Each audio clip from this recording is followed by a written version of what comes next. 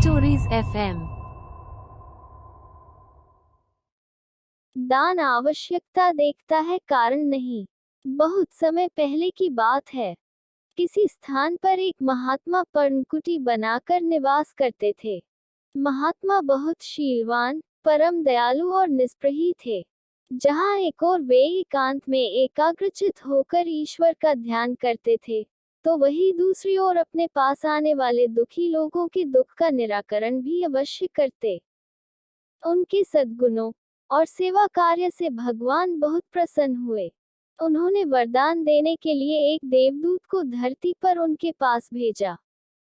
महात्मा ने देवदूत का हृदय से सत्कार किया और उनसे उनके आने का कारण पूछा।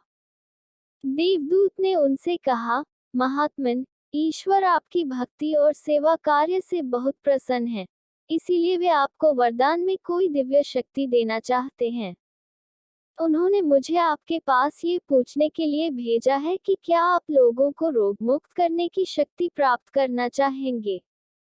महात्मा ने विनम्रता से उत्तर दिया, हे देव, भगवान मुझ पर प्रसन्न है, यही मेरे लिए सबसे बड़ा वरदान है। मुझे कोई शक्ति नहीं चाहिए। मैं परमेश्वर के विधान में कोई हस्तक्षेप नहीं करना चाहता। जब महात्मा ने रोग मुक्त करने की शक्ति लेने से मना कर दिया, तो देवदूत ने उनसे कहा, तो आप दुष्टों को सद्मार्ग पर लाने की शक्ति ग्रहण करें। उद्धरण चिन्ह। महात्मा ने पुनः ये कहकर विनम्रता से शक्ति लेने से मना कर दिया कि पापियों को सद्मार्ग पर लाना आप जैसे देवदूतों का काम है। देवदूत बड़े आश्चर्य में पड़ गए। उन्हें विश्वास नहीं हो रहा था कि महात्मा ने इन शक्तियों को लेने से मना कर दिया था। वे उनकी भक्ति भावना और अनासक्ति से बड़े प्रसन्न हुए। उन्होंने महात्मा से कहा, हे महात्मन, आपने तो मुझे बड़े संकट में डाल दिया है। ईश्वर की आज्ञानुसार मैं आपको कोई शक्ति दिए बिना वापस स्वर्ग नहीं लौट सकता। कृपया आप कोई न कोई शक्ति अवश्य स्वीकार कीजिए। महात्मा कुछ देर तक विचारमग्न रहे। फिर उन्होंने देवदूत से कहा, ठीक है, अगर आप मुझे शक्ति देना ही चाहते हैं तो यह वरदान दीजिए कि भगवान मुझसे जो भी शुभ कर्म करवाना चाहते हैं वे होते चले जाएं। उद्धरण चिन्ह। मैं जहां से भी गुजरूं वहीं पर लोग रोग मुक्त होते चले जाएं। देवदूत ने कहा, ऐसा ही हो, और उसने महात्मा की परछाई को रोग मुक्त करने की शक्ति से संपन्न कर दिया।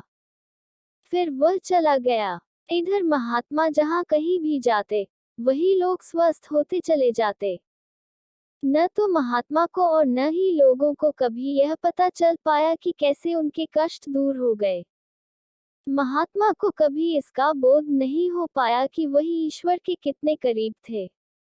सेवा तभी सच्ची कहलाती है जब सेवा करने वाले मनुष्य के मन में जरा भी अभिमान न रहे। एक मशहूर कहावत है कि जब दान दिया जाए तो उसे इस तरह दिया जाए कि दूसरे हाथ को भी पता न चले।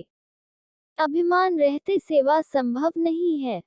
जो सेवा के बदले नाम की चाह रखता है वह कभी भी सेवा नहीं कर सकेगा, क्योंकि कृतज्ञता का गुण प्रत्येक मनुष्य में नहीं होता और प्रशंसा न मिलने पर वह सेवा कार्य छोड़ बैठेगा।